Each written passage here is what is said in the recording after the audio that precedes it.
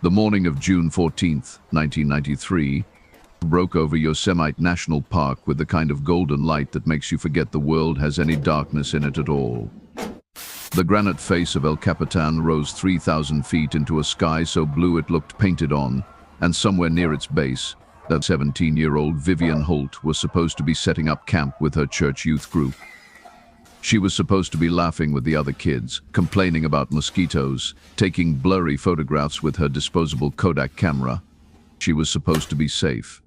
But Vivian Holt never made it to that campsite, and for 12 years, nobody knew what happened to her. This is the story of a girl who walked into the wilderness and disappeared without a trace, leaving behind a family torn apart by questions that had no answers, and investigators who hit dead ends at every turn, and a mystery that would haunt the ranges of Yosemite for over a decade. It's the story of what happens when someone you love simply ceases to exist, as if the earth itself swallowed them whole. And it's the story of what 3 college students found sealed inside a cave wall in 2005, and a discovery so disturbing that it would force everyone to confront a truth far more horrifying than they ever imagined. But we are getting ahead of ourselves. Let's go back to the beginning. Back to that summer day in 1993 when the Holt family still had hope. Vivian Marie Holt was not the kind of girl who vanished. That's what everyone said afterward, as if there's a specific type of person who's meant to disappear, as if tragedy follows a predictable pattern. She was a straight-A student at Merced High School, a member of the debate team, a volunteer at the local animal shelter. She had plans to attend UC Berkeley the following year to study environmental science. She had a boyfriend named Tyler Brennan who worked at the movie theater downtown, a golden retriever named Biscuit, and a younger brother, Jamie, who worshipped her. She kept a journal, wrote poetry, and dreamed of working for the National Park Service someday. In short, Vivian was the kind of girl who had a future, and the kind of girl who was going places.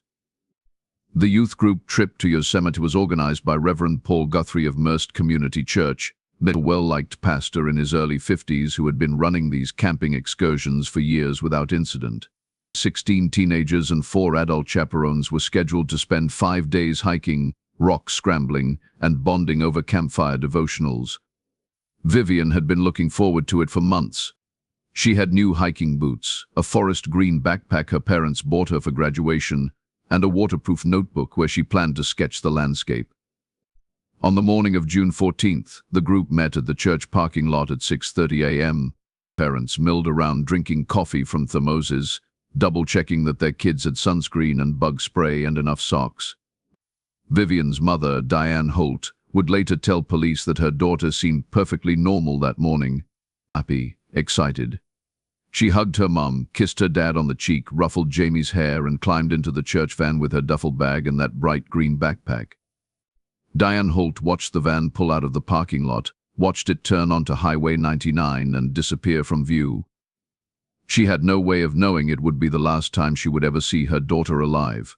And the drive to Yosemite from Merced takes about 2.5 hours on a good day, winding through farmland and foothills before climbing into the Sierra Nevada mountains. The group arrived at the park around 9:30 a.m., paid the entrance fee, and drove to their designated camping area in the valley, near the Merced River. The plan was to spend the first day setting up camp, then tackle some of the easier trails before attempting anything more strenuous later in the week. According to witness statements collected by park rangers and later by the FBI, Vivian was in good spirits throughout the morning.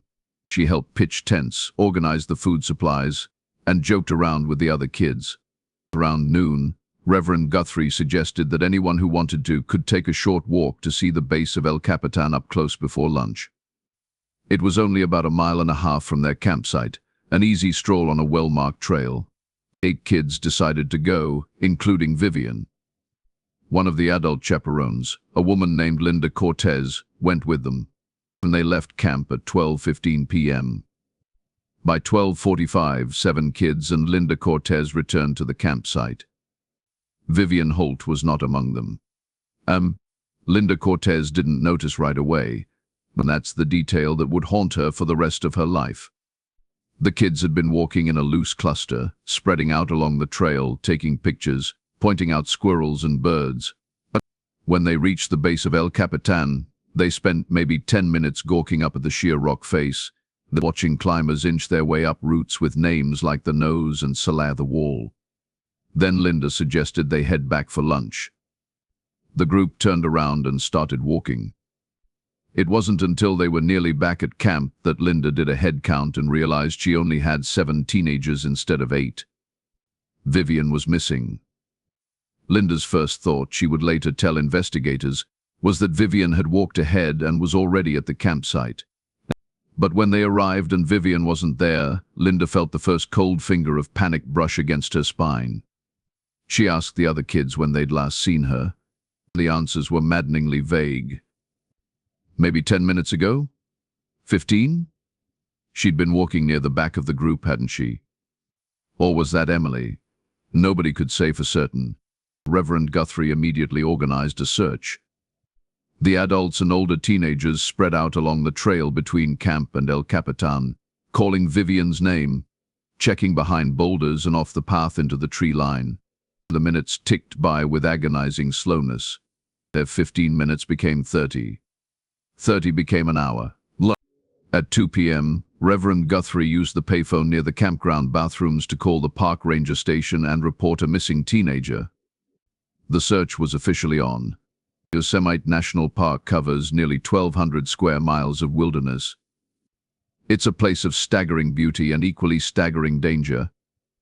People die there a year, falling from cliffs, drowning in rivers, succumbing to hypothermia or heat exhaustion or simple bad luck. But people also get lost there, and most of them are found within hours, usually embarrassed and dehydrated but otherwise fine. The rangers who responded to the call about Vivian Holt expected to find her within a few hours. Teenagers wander off all the time. They take a wrong turn, get distracted, lose track of their group. It's scary for everyone involved, but it usually ends well. This case would not end well. By 3 p.m., a dozen rangers were combing the area around the El Capitan Trail. By 4 p.m., they'd brought in search dogs. By 6 p.m., the local sheriff's department had been notified. By 8 p.m., as the sun began to dip behind the granite cliffs and the temperature started to drop, a helicopter with thermal imaging equipment was flying grid patterns over the valley floor. Vivian Holt had been missing for 7 hours. Her parents received the phone call at 6:30 that evening.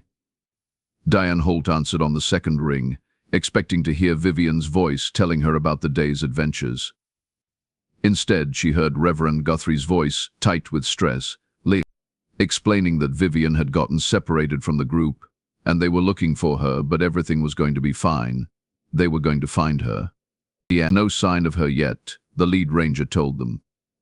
But we have got a lot of people out there looking. We are going to find your daughter. But they didn't find her that night, or the next day, or the day after that. By June 17th, 3 days after Vivian disappeared, over 200 people were involved in the search. Rangers, sheriff's deputies, volunteers from local search and rescue organizations, even some of the rock climbers who frequented the park offered their help. They searched on foot, on horseback, by helicopter. They used dogs, thermal imaging, even psychics who showed up uninvited claiming they could sense Vivian's location. Nothing. Nothing. It was as if the girl had simply evaporated. The investigation into Vivian Holt's disappearance began to shift from search and rescue to criminal inquiry. The FBI was called in on June 18th, 4 days after she vanished. Special Agent Monica Ruiz arrived from the Sacramento field office and immediately began conducting interviews with everyone who had been on the trip. The kids were interviewed separately, their stories recorded and analyzed for inconsistencies. Everyone agreed on the basic timeline. Vivian had been with the group on the walk to El Capitan. She'd been near the back, but not completely alone. She'd seemed fine, normal, maybe a little quiet, but Vivian was often quiet. Nobody remembered seeing her veer off the trail or stop walking. One moment she was there, and the next she wasn't. How does someone just disappear in broad daylight surrounded by other people? That was the question that kept Agent Ruiz awake at night. She considered every possibility. Had Vivian run away? The idea seemed absurd given the girl's personality and plans for the future, but teenagers do impulsive things. Agent Ruiz dug into Vivian's personal life, interviewed her friends, her boyfriend Tyler, even her teachers. Nobody could think of any reason she would want to disappear. She wasn't pregnant. She wasn't in trouble. She had no history of mental illness or suicidal ideation. Her relationship with her parents was good. She was excited about college. So if she didn't run away, what happened? And the more sinister possibilities loomed. Abduction, assault, murder. But how? The trail to El Capitan is one of the most trafficked paths in Yosemite, especially during summer. On that particular Monday in June, dozens of people had been walking that same route. How could someone abduct a teenage girl in broad daylight without anyone noticing? Agent Ruiz reviewed the visitor logs from the park entrance. On June 14th, over 3,000 people had entered Yosemite. Any one of them could have been responsible, or none of them. Natu, or someone who wasn't a registered visitor at all, someone who knew the park well enough to slip in and out without being noticed. The interviews with the adult chaperones raised more questions than answers. Linda Cortez was devastated by guilt, crying through most of her interview, insisting she'd only looked away for a few minutes. Reverend Guthrie was cooperative but visibly shaken, repeatedly stating that nothing like this had ever happened on any of his trips before. The other two chaperones, a married couple named Tom and Beverly Wright, had stayed behind at camp during the walk to El Capitan, so they couldn't provide any useful information. Still, Agent Ruiz's instincts told her to look closely at the adults. She ran background checks. Reverend Guthrie came back clean, so did Linda Cortez and the Wrights. No criminal records, no red flags, just ordinary people caught up in an extraordinary tragedy. As June turned into July, the massive search effort began to wind down. The reality was settling in, heavy and suffocating. Vivian Holt was not going to be found wandering the wilderness, dehydrated but alive. If she was out there, she was dead, and her body could be anywhere. At the bottom of a ravine, under a rock slide, dragged away by animals, or taken somewhere far from the park by whoever had grabbed her. The Holts refused to give up. They stayed in a motel near the park for 3 weeks, joining search parties every single day, calling Vivian's name until their voices went hoarse. When the official search was suspended in mid-July, they organized their own volunteer efforts. They put up missing person posters all over California. They appeared on local news broadcasts, begging anyone with information to come forward. But the tips that came in led nowhere. Psychics called with visions that proved false. Well-meaning hikers reported seeing girls who matched Vivian's description, but none of them were her. A few cruel people made prank calls, claiming to have kidnapped her, but those were quickly debunked. By August, the trail had gone cold. By September, when Vivian should have been starting her freshman year at Berkeley, the case was effectively dead in the water. The official FBI conclusion, delivered in a somber meeting with the Holts in late September, was that Vivian had most likely suffered some kind of accident, that falling from a cliff or into the river, and her body had been carried away or was in an area too remote or dangerous to search effectively. It was a tragedy, but sadly, not an uncommon one in the national parks. The Holts didn't believe it. Vivian was careful. She was smart. She wouldn't have climbed on rocks or wandered near the water's edge alone. Something else had happened to their daughter, something terrible, and whoever was responsible was out there walking free. But without evidence, without leads, without a body, there was nothing more the authorities could do. The case of Vivian Holt was filed away, just another unsolved disappearance in a park system that sees dozens of them every year. Life, as it always does, moved on. The other kids from the youth group graduated high school, went to college, got jobs. Tyler Brennan enlisted in the Marines and was deployed to Iraq. Jamie Holt grew up in the shadow of his missing sister, attending therapy sessions to deal with the trauma, then eventually leaving Merced for college on the East Coast, where nobody knew his story. Robert and Diane Holt never moved on. They couldn't. Their house became a shrine to Vivian. Her bedroom remained exactly as she'd left it that morning in June, her bed made, her stuffed animals lined up on the shelf, and her posters of Kurt Cobain and the Sierra Nevada on the walls. They kept the porch light on every night just in case she came home. They celebrated her birthday every year with a cake nobody ate. They appeared on the anniversary of her disappearance on local news, pleading for information, keeping her name alive. Reverend Guthrie left Merced Community Church in 1995, unable to shake the guilt and the whispers. He moved to Oregon, took a job as a chaplain at a hospital, and never organized another youth group trip. Linda Cortez developed anxiety so severe she couldn't leave her house for months. But she eventually moved to Arizona to live with her sister, trying to escape the memories. The years piled up. 1994, 1995, 1996. The case grew colder with each passing season. Agent Ruiz retired from the FBI in 2001, but she kept a copy of Vivian's case file in a box in her garage, pulling it out every few years to review, hoping to spot something she'd missed. She never did. Damn. By 2005, 12 years after Vivian Holt disappeared, most people had forgotten about her.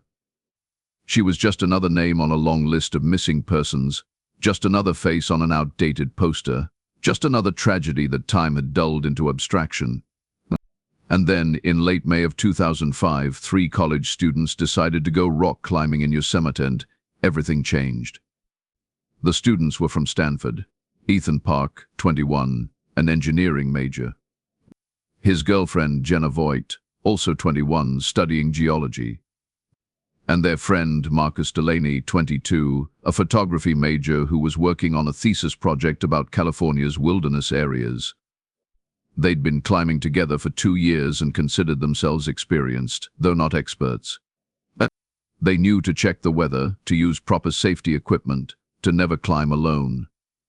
They arrived at Yosemite on Friday, May 20th, planning to spend the long Memorial Day weekend exploring some of the less popular climbing routes away from the crowds on El Capitan and Half Dome.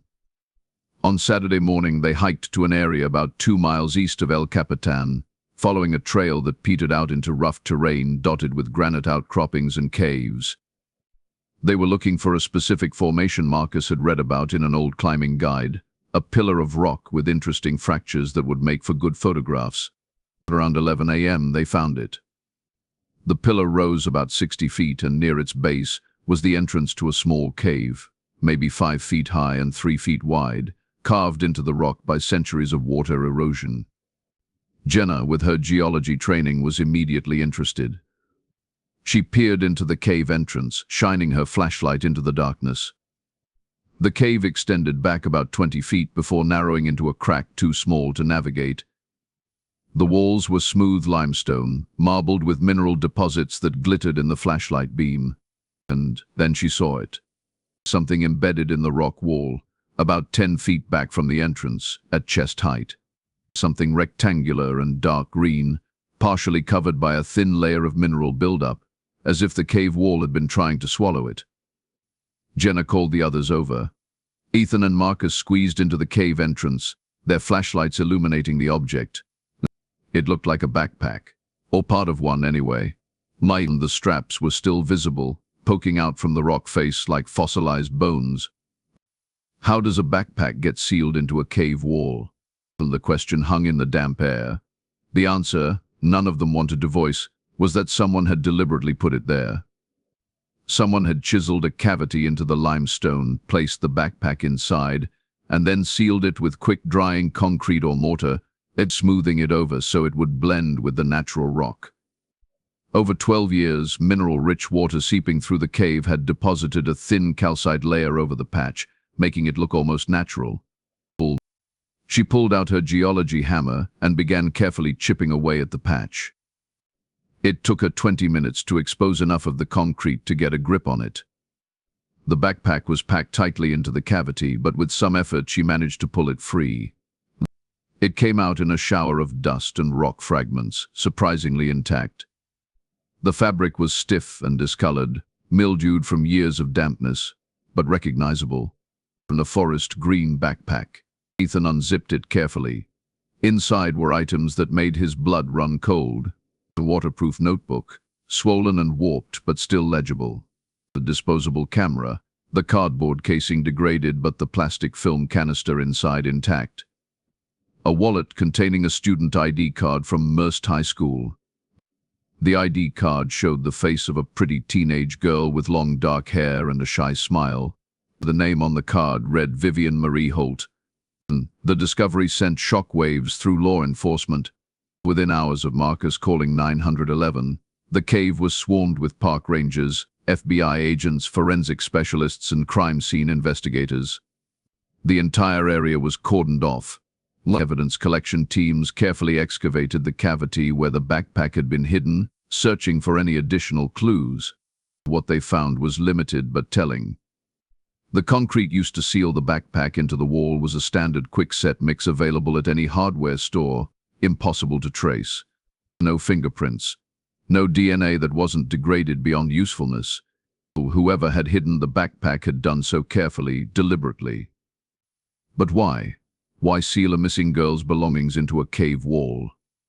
The answer became clear when investigators began examining the contents of the backpack more closely. The waterproof notebook, despite being damaged by moisture, was still partially legible.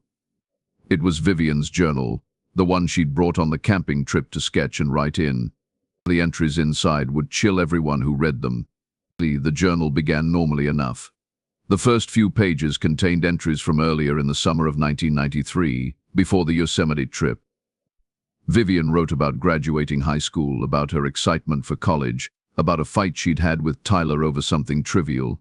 Typical teenage concerns rendered in looping handwriting. But the entries from the camping trip itself took on a different tone. June 14th morning finally here. The mountains are even more beautiful than I imagined. Can't wait to explore. Everyone's in a good mood. Even Linda seems relaxed, which is rare for her. El Capitan is incredible. Like a wall at the end of the world. June 14th, afternoon. Something weird just happened. During the walk back from El Capitan, I stopped to tie my shoe and told the others to go ahead. I'd catch up. But when I stood up, there was a man standing on the trail behind me. Not a hiker. He was wearing work clothes, like a park maintenance uniform, but something about him felt wrong. He smiled at me, but it didn't reach his eyes. He asked if I was lost. I told him no, I was with a group just ahead. He said that's good, and that it's dangerous for girls to be alone out here. Then he just walked past me and disappeared around a bend. I hurried to catch up with Linda and the others. Didn't mention it. Probably nothing. But I felt scared. The entry ended there. But there was one more page, dated later that same day, written in handwriting that was shaky, rushed, panicked. June 14th night, I'm writing this by moonlight. I don't know how much time I have. If someone finds this, please tell my family I love them. Tell them I'm sorry. The man from the trail came to our camp tonight. He was hiding in the trees, watching. I saw him when I went to use the bathroom. I was going to scream, but he grabbed me so fast. He had a knife. He dragged me away from camp before anyone noticed. But we walked for hours. My feet are bleeding. He hasn't spoken except to tell me to shut up. I don't know where he's taking me. Atroms, Mayu, don't know what he's going to do. I'm so scared. I dropped my backpack on purpose near a cave, hoping someone would find it. I tore out these pages and stuffed them in the outside pocket before he noticed. Please find this. Please find me. My name is Vivian Holt. I'm 17. It's June 14th, 1993. Please, that was the last entry. But the implications were devastating. Vivian hadn't wandered off. She hadn't gotten lost. She'd been abducted, violently, on the very same day she disappeared, just hours after she'd been reported missing, and whoever took her had brought her to this cave, had forced her to watch as he sealed her backpack into the wall, erasing evidence, erasing hope. What happened to Vivian after that, the journal couldn't say. But everyone reading those final words knew the truth. Vivian Holt had not died in an accident. She'd been murdered, and her killer was still out there. The discovery of Vivian Holt's journal in May of 2005 transformed a cold case into an active homicide investigation. The FBI reopened the file with a new sense of urgency, assigning a fresh team of agents to review every piece of evidence collected 12 years earlier. Special Agent Monica Ruiz, now retired and living in Sacramento, received a phone call that brought her out of retirement as a consultant on the case. She'd spent over a decade haunted by Vivian's disappearance, and now, finally, she had something concrete to work with. But concrete evidence doesn't always lead to concrete answers. The journal gave investigators a suspect description, vague as it was. A man in park maintenance clothing. Someone familiar enough with Yosemite's wilderness to know about that cave, to know how to move through the terrain without being detected, to know how to make a teenage girl disappear in broad daylight. Someone who'd been watching the youth group, stalking Vivian specifically, waiting for the perfect moment to strike. The FBI began the painstaking process of tracking down every person who'd worked for the National Park Service in any capacity in June of 1993. Maintenance workers, rangers, contractors, seasonal employees. The list was extensive, and 12 years had scattered people across the country. Some had died. Some had moved overseas. Some had simply disappeared into the anonymity of ordinary life. But investigators had one advantage they hadn't possessed in 1993. Advances in DNA technology meant they could extract usable profiles from evidence that would have been worthless a decade earlier. The backpack, the journal, even the concrete that had sealed the cavity, all of it was sent to the FBI lab in Quantico for analysis. What they found made the case even more disturbing. The DNA results came back in late June of 2005. Multiple profiles were detected on the backpack's fabric and straps. Most belonged to Vivian herself, which was expected. But there were two other profiles, both male, both unknown. One was partial, degraded, likely belonging to someone who'd handled the backpack briefly, perhaps innocently. The other was more complete, found on the interior of the backpack and on the journal's cover, suggesting prolonged contact. This profile was entered into CODIS, the FBI's combined DNA index system, which contains genetic profiles of convicted offenders and arrestees from across the United States. But the search came back with no matches.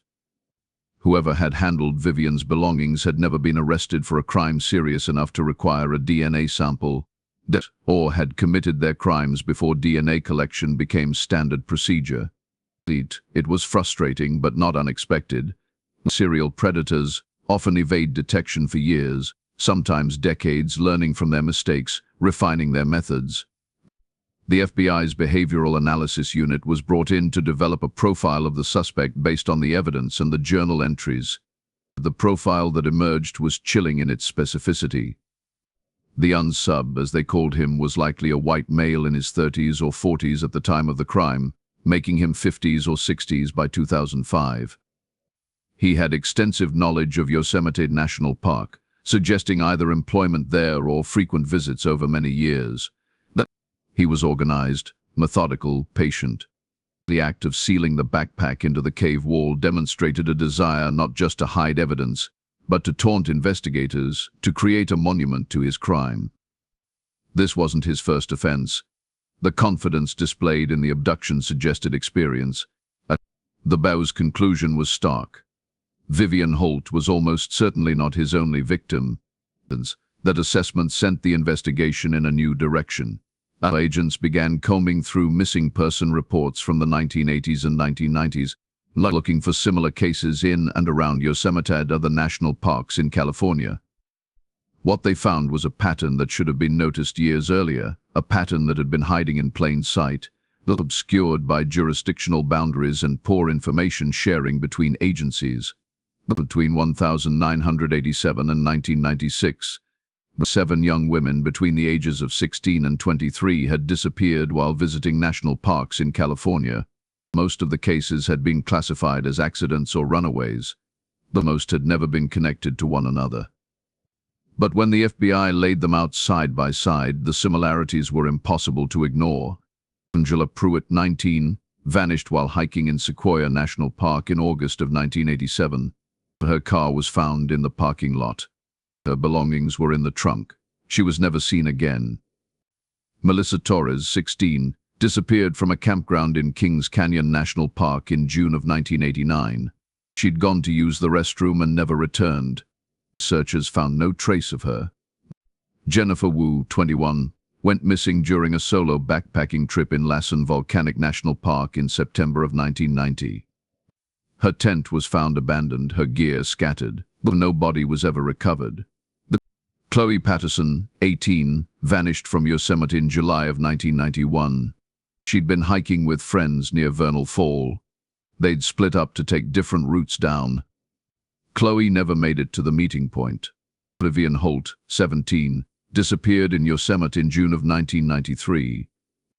Olivia Grant, 23, went missing from Pinnacles National Monument in April of 1995. She'd been rock climbing with her boyfriend. He went to get water from the car. When he came back, she was gone. Rebecca Finch, 20, disappeared from Yosemite in August of 1996. She'd been camping alone, writing her thesis for graduate school. A ranger found her campsite torn apart, blood on the tent fabric, no sign of Rebecca. 7 women. 9 years, all in California wilderness areas.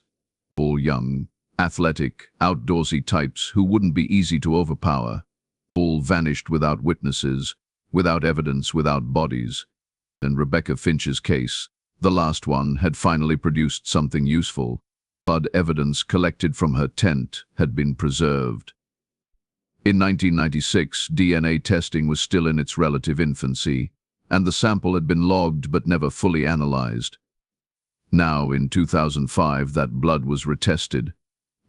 The DNA profile matched the unknown male profile found on Vivian Holt's backpack.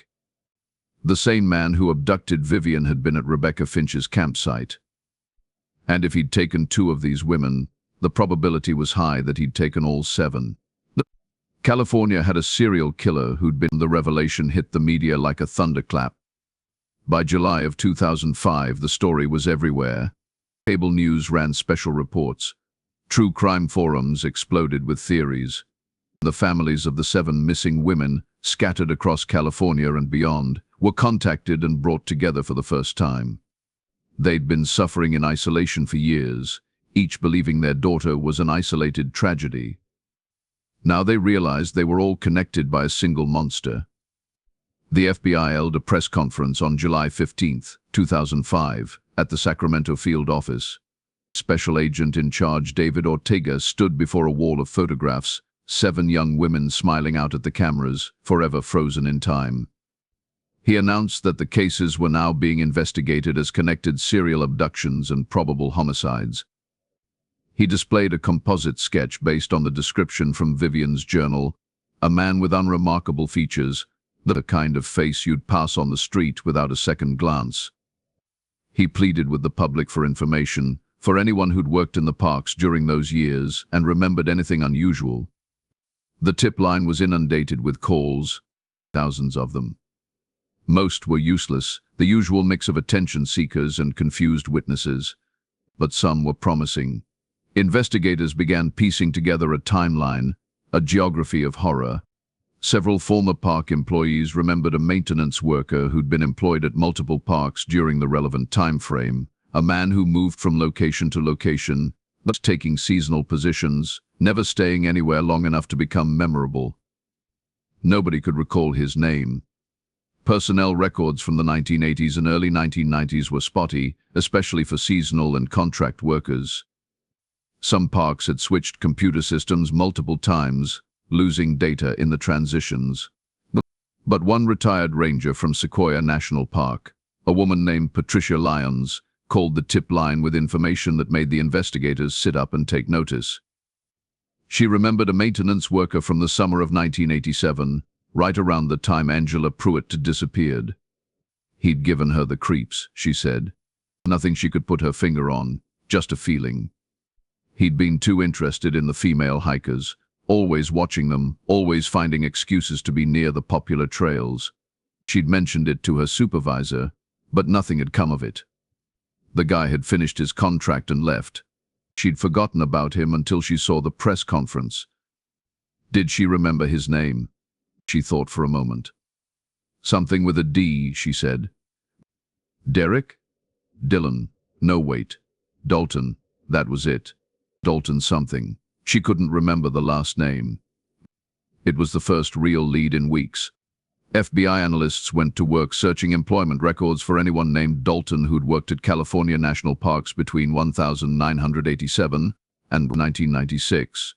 It took days of sifting through incomplete databases and paper archives stored in warehouses, but eventually they found him. Dalton Webb. Born in 1961 in Fresno, California. He would have been 26 when Angela Pruitt disappeared, 35 when Rebecca Finch vanished. The age fit the profile perfectly. Employment records showed he'd worked seasonal maintenance positions at Sequoia in 1987, Kings Canyon in 1989, Lassen Volcanic in 1990, and Yosemite multiple times between 1991 and 1997. Every single park where a woman had disappeared, Dalton Webb had been employed there at the time. The FBI obtained a photograph from his 1991 Yosemite employee badge. The man staring out from the faded ID photo was unremarkable in every way. Average height, average build, thinning brown hair, a bland smile. The kind of person who could blend into any crowd, be forgotten as soon as you looked away. Patricia Lyons was shown the photograph. That's him, she said without hesitation. That's the guy who creeped me out. Now the FBI just had to find him. Dalton Webb's trail had gone cold after 1997. His last known employment with the Park Service ended in October of that year. After that, nothing. No tax records. No address. No driver's license renewals. No credit card usage. No bank accounts. He disappeared as completely as his victims, which meant one of three things. He was dead. He was living off the grid, or he'd changed his identity. The FBI dedicated enormous resources to tracking him down. They interviewed his family members, most of whom claimed they'd lost touch with him decades ago. His mother had died in 2001. His father was in a nursing home with advanced dementia, unable to communicate. He had a sister in Nevada who said she hadn't spoken to Dalton since the mid-1990s, said he'd always been strange, a loner, obsessed with the wilderness. Agents searched for property records under his name. They found one. A small cabin on 12 acres of isolated land in Mariposa County, about 40 miles from Yosemite's western entrance. The property had been purchased in 1988 with cash. Property taxes had been paid sporadically over the years, the last payment in 2003. On July 28, 2005, a tactical team from the FBI's Sacramento office, accompanied by local sheriff's deputies and forensic specialists, descended on the property with a search warrant. What they found there would ensure that Dalton Webb's name would be remembered alongside the worst monsters in American criminal history. The cabin was small, maybe 800 square feet, wood frame construction with a corrugated metal roof, no electricity, no running water. It sat at the end of a dirt road that was barely navigable, hidden by dense pine forest, invisible from the air. The perfect place to hide. The front door was unlocked. The tactical team entered with weapons drawn, clearing each room, but the cabin was empty. It looked like nobody had been there in months, maybe years. Dust covered every surface. Mice had nested in the corners. The air smelled of rot and mildew. But in the back room, what should have been a bedroom, the forensic team found evidence that turned their stomachs. The walls were covered in photographs, hundreds of them. Polaroids and printed snapshots, tacked up in neat rows, a gallery of terror. Most showed young women hiking, camping, swimming in lakes, completely unaware they were being photographed. Surveillance shots taken from a distance with a telephoto lens. But others, the ones that made seasoned investigators step outside to vomit, showed women who were clearly not free. Bound, gagged, terrified, pleading with their eyes. The 7 missing women were all there. Angela Pruitt, Melissa Torres, Jennifer Wu, Chloe Patterson, Vivian Holt, Olivia Grant, Rebecca Finch. Proof that they'd all been here in this cabin at the mercy of a predator who documented his crimes like trophies. But there were other women in the photographs too. Women investigators didn't recognize. Women who might have been victims from before 1987, or from other states, or women who'd never been reported missing. The investigation had just gotten bigger.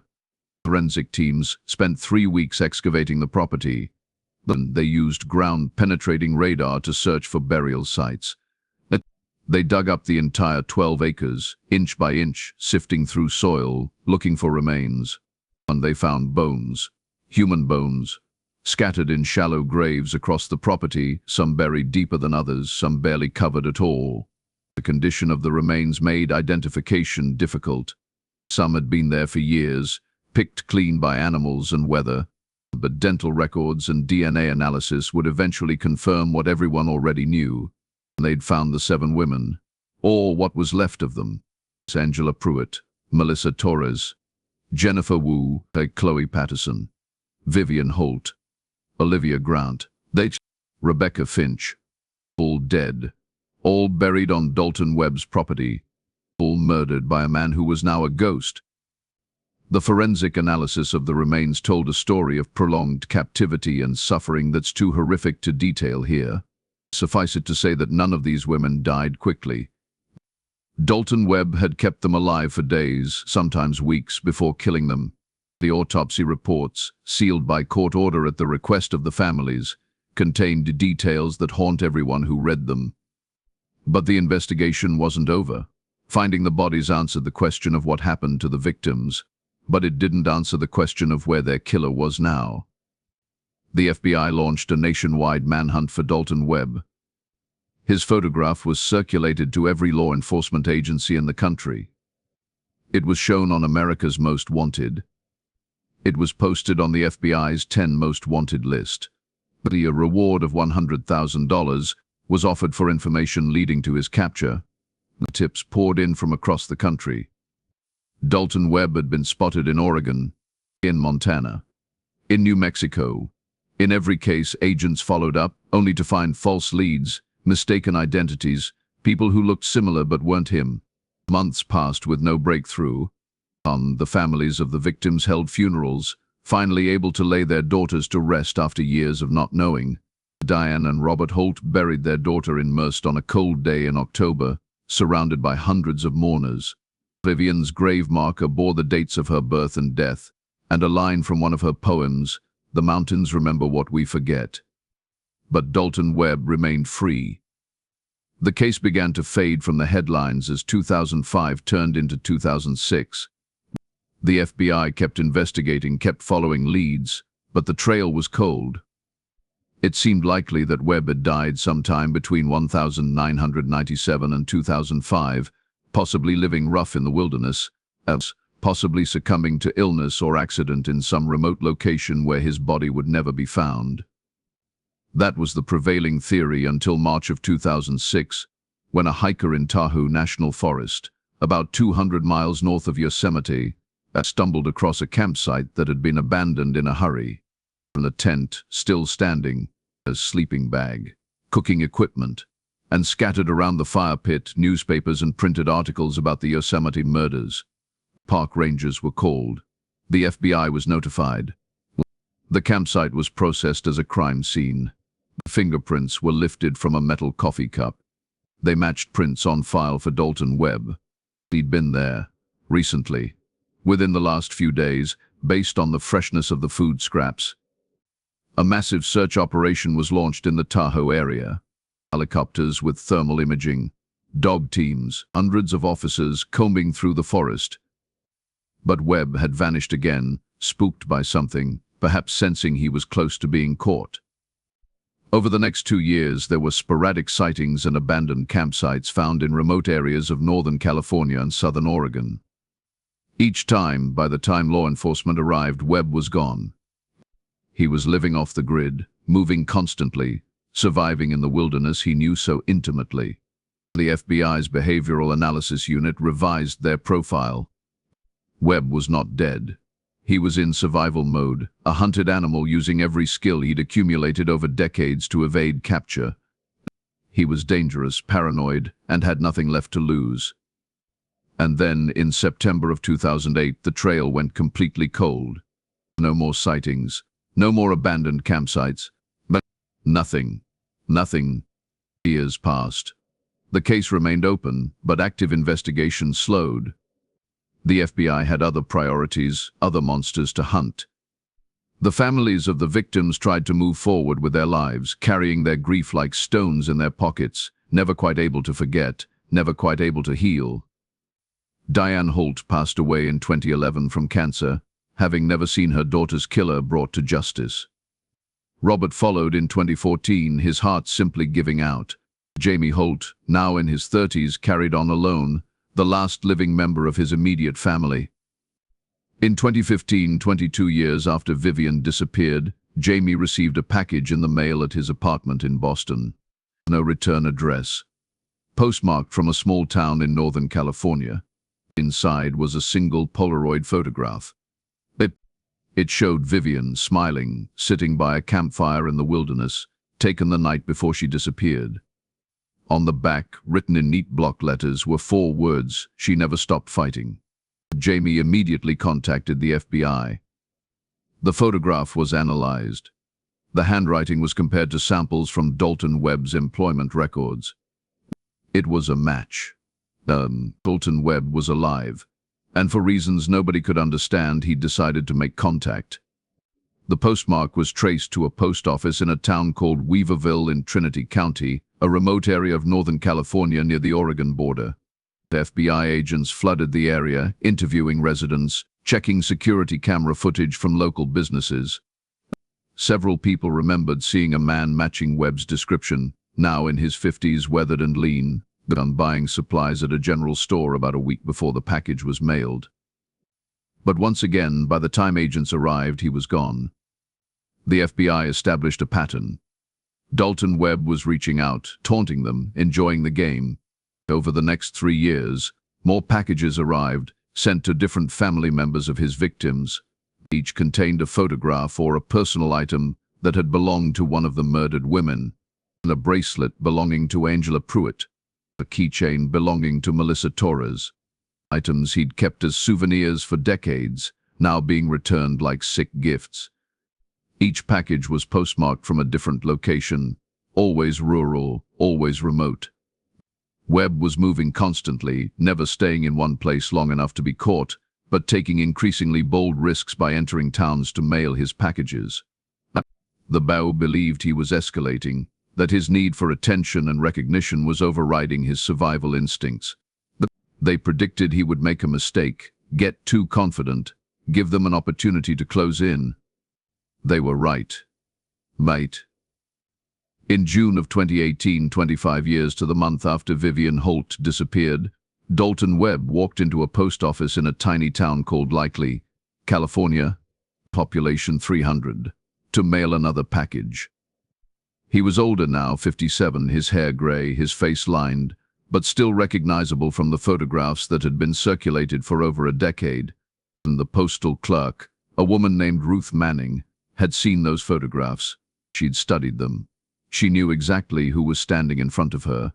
She remained calm. She took the package, weighed it, processed the payment, handed Webb his receipt. She watched him walk out of the post office and climb into an old pickup truck. She waited until he drove away.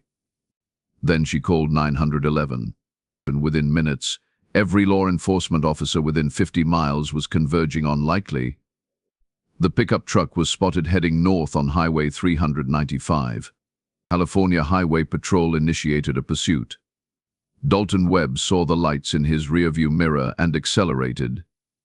The chase lasted for 47 minutes, reaching speeds over 90 miles per hour on winding mountain roads.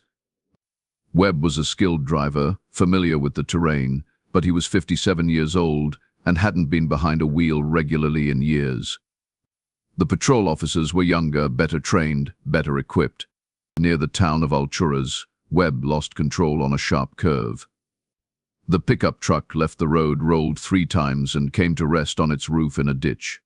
Officers approached with weapons drawn, shouting commands. Webb didn't respond.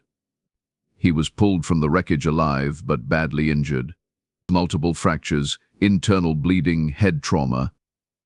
He was airlifted to a hospital in Reading where surgeons fought for hours to stabilize him. Dalton Webb survived his injuries. 3 days later, lying in a hospital bed under 24-hour guard, he was formally charged with 7 counts of first-degree murder. The trial took place in Sacramento in the spring of 2019. Dalton Webb, now 58, sat at the defense table looking diminished, a shadow of the monster he'd been. His court-appointed attorneys mounted a defense based on mental illness, arguing that Webb suffered from severe psychological disorders that diminished his capacity for understanding right from wrong. The prosecution countered with the overwhelming evidence of premeditation, organization, and deliberate cruelty.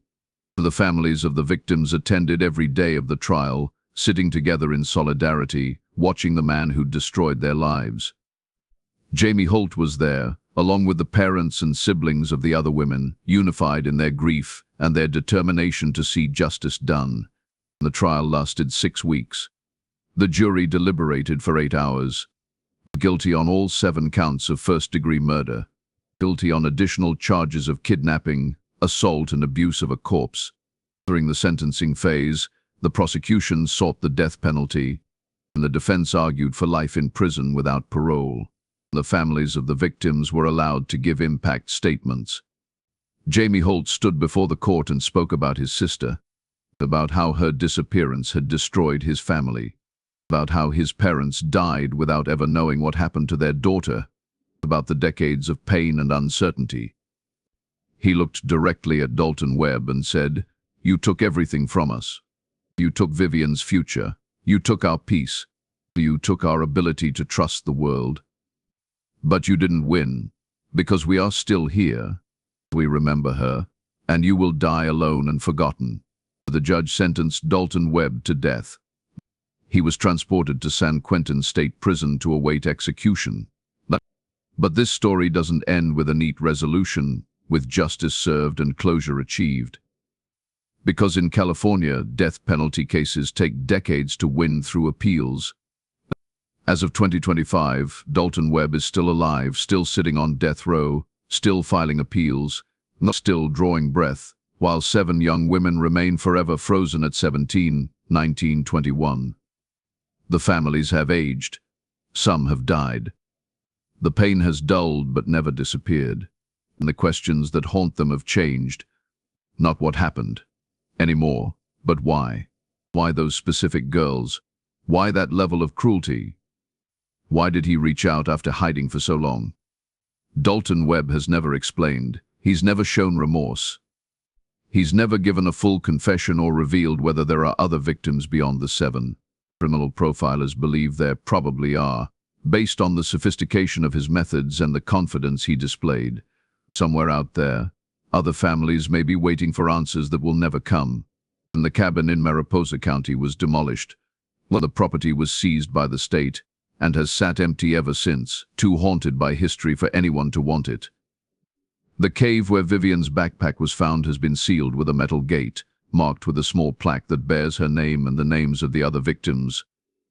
Hikers occasionally visit, leaving flowers and notes, turning the site into an unofficial memorial. The case has been the subject of books, documentaries, and countless true crime episodes. It's taught in law enforcement training as an example of how serial predators can operate undetected by exploiting the vastness of wilderness areas and the jurisdictional fragmentation between agencies. The FBI has implemented new protocols for tracking missing persons in national parks, creating databases that can identify patterns across state lines. But none of that brings back the 7 women. None of that erases the decades of suffering their families endured. None of that changes the fact that for 9 years, Dalton Webb hunted freely in the places that were supposed to be safe, and that were supposed to be refuges from the dangers of the modern world. In the end, the story of Vivian Holt and the Yosemite murders is a reminder that monsters are real. They don't always look like monsters. They look like maintenance workers, like friendly strangers on hiking trails, like the unremarkable face you'd forget as soon as you turned away. They hide in plain sight, and they rely on our unwillingness to believe that evil can exist in beautiful places. Vivian Holt wanted to work for the National Park Service. She wanted to protect the wilderness, to help people experience its majesty safely. Instead, the wilderness became her tomb, and her name became a cautionary tale. Her journal, the one sealed in that cave wall, is now preserved in the FBI's archives, a piece of evidence that broke open one of California's most disturbing serial murder cases. The final pages, where she wrote her desperate plea for help, are still legible despite the water damage and the years. Investigators who worked the case say they can never forget her handwriting, the way it grew more frantic as she wrote, the way she underlined please 3 times. Somewhere in San Quentin, Dalton Webb sits in a cell and waits for an execution that may never come. The state of California hasn't carried out a death sentence since 2006. The machinery of justice grinds slowly, and Webb is patient. He spent most of his life waiting, watching, hiding. He can wait a little longer, but the families can't wait anymore. They have waited long enough. They have buried their daughters. They have testified in court. They have done everything asked of them. And still, closure feels impossibly far away. Jamie Holt, now 47 years old, visits his family's grave in Merced every year on the anniversary of Vivian's disappearance. He brings flowers. He tells her about his life, about getting married, about his children who never got to meet their aunt. He tells her that people still remember her, that her name means something, that she mattered. And then he drives home, carrying the weight that never gets lighter, the knowledge that some questions will never be fully answered, that some wounds never truly heal. The mountains remember what we forget. But some things we can never forget, no matter how hard we try. The case of Vivian Holt and the Yosemite murders remains a scar on California's history, a reminder that even in the most beautiful places on Earth, darkness can find a way in. And sometimes that darkness has a human face.